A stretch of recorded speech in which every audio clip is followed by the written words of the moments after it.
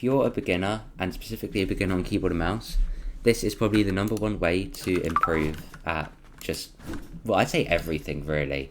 It's like, but I'd say this is probably better slightly more for movement, but I'd say also just everything in general. And if you go onto what's called the V5 map, so the code's up on the top middle, if you can see that, and if you're already on it and you know it, awesome. If you don't, put that code in now, or just search V5 in like the search bit.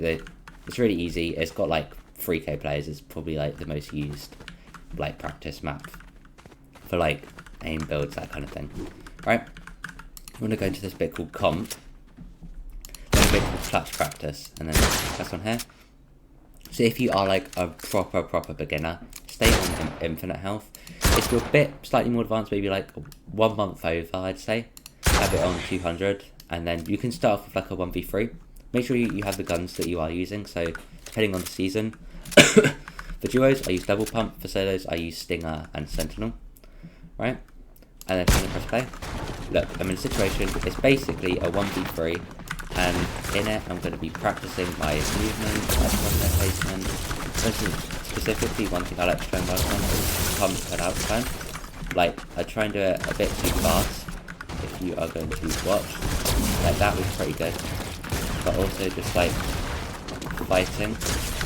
See that I keep doing my pump a bit too fast, and it's going to sell at me, basically. Look how much damage I took because of that. See that, I need to be a bit more chill with it. And it can help you improve things like this. And the whole point is to try and take the least amount of damage as possible. And again, not do peaks like that. Like, that was a really bad peak.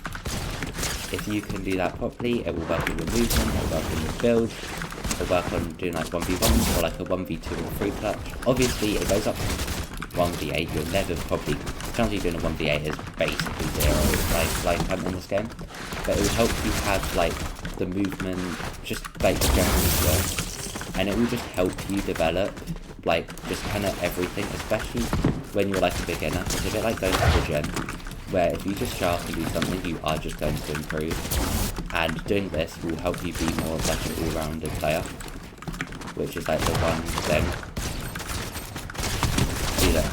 Now that I'm playing my double pump time, I'm kind of working that. Also, I know I keep going out that side, but I wouldn't try and go out the same side every single time. Like practice, doing it, or going out more different sides.